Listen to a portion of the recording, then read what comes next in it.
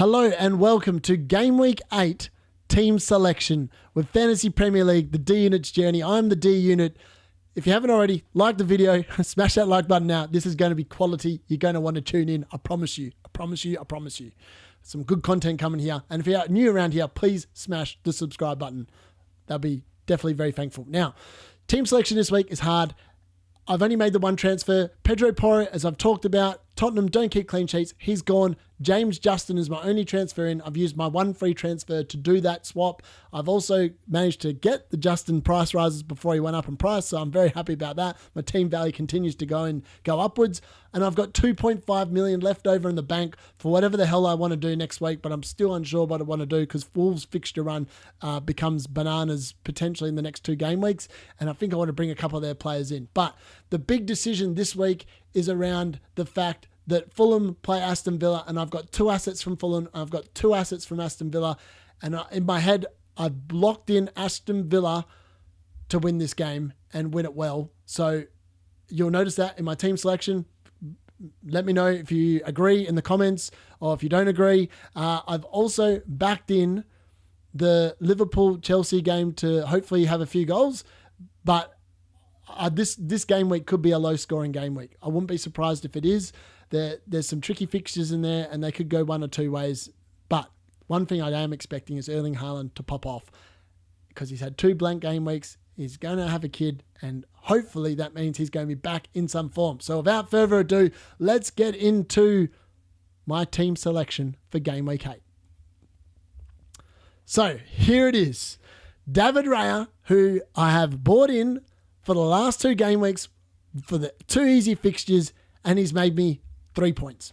So there's a chance for him to redeem himself and get me that clean sheet I've been asking for. If he doesn't, and lots of people will have Arsenal assets out there in defense and double ups, we're all hoping for one thing. Clean sheet, please, David Raya and the Arsenal defense. Sort it out. It's another easy team on fixture, on paper, but let's just hope. So I'm hoping that he pays off because I've invested so much money in him that I could have put it somewhere else. So, and Dean Henderson has literally been matching him the last 2 game weeks as well. So that's also been disappointing. Now, into my defense.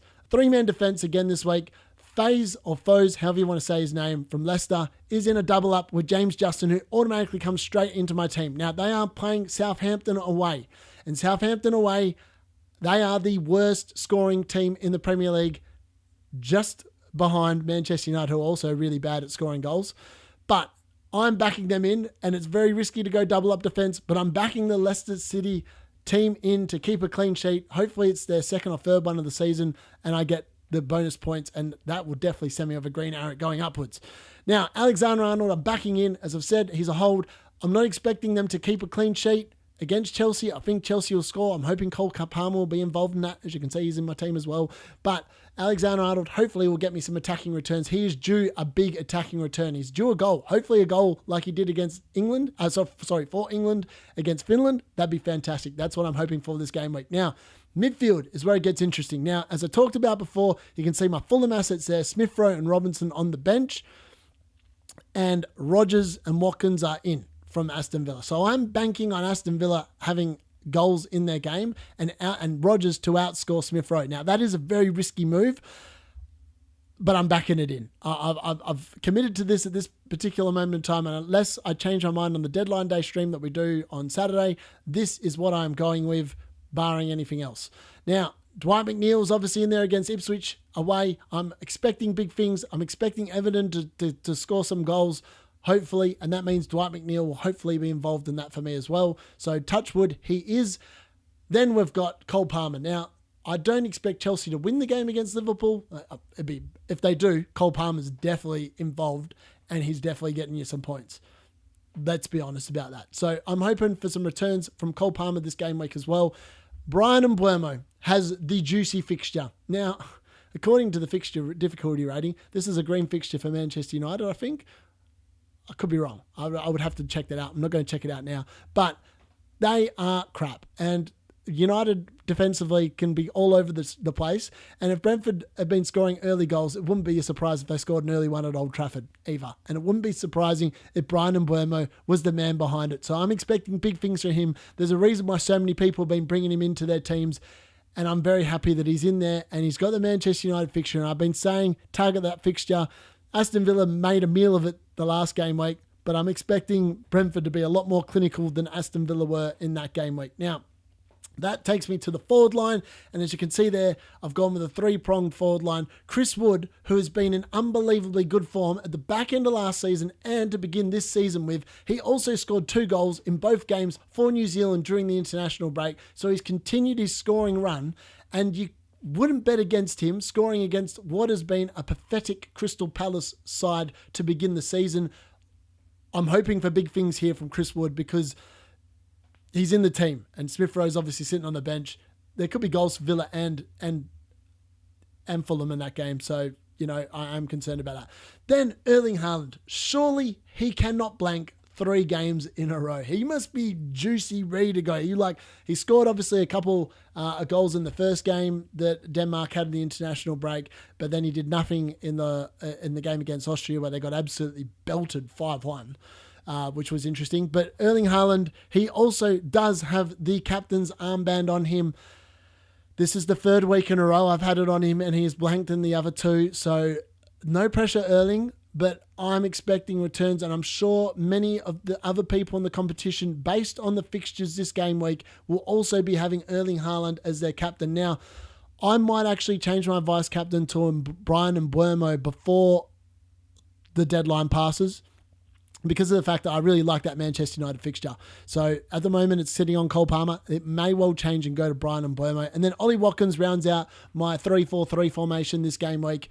He is obviously against Fulham, and I'm hoping he does well. I mean, Duran is in the wings, and I think that's putting pressure on Watkins to keep performing. So I'm hoping that means that he does keep performing, because if he doesn't, he's going to be out of the team, and he's going to be an instant sell in that particular event. So look, keep it up. I'm hoping. Obviously, last game week, I only scored the 46 points because I scored 50 and had the -4 because I made the extra transfer. This game week, I'm hoping to go back up in value. So I have left Smith Rowe, Robinson, and Howard Bellis on my bench. Howard Bellis, again, has got Leicester at home. I mean, if that game ends on a 0-0 draw, I'll be loving it. Except Howard Bellis will be on my bench. So, but if the other 2 are on there, you'd expect good things. Turner, obviously, he's just sitting there as a nothing at this particular point in time. So my money's all in on David Raya. That's my lineup. Let me know what you think in the comments. Am I making a horrible mistake leaving my Fulham assets on the bench, or have I timed it well and you think that and you're thinking exactly like me that Aston Villa will beat Fulham, and that's where they need to be this game week, and that is on the bench.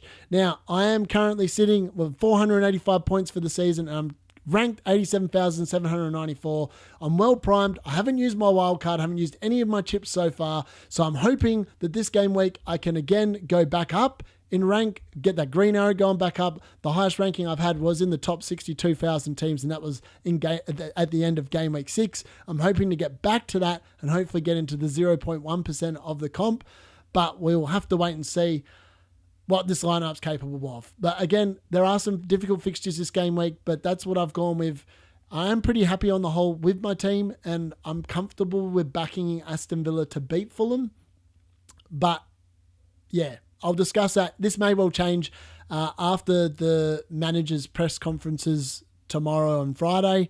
But at this particular point, that is what I've got locked in. That is my team selection for game week 8, and I'm hoping for a good score. For all the fantasy coaches out there that tuned in, good luck to all you guys. Let me know how your teams go. I'm happy to rate them. Send them in.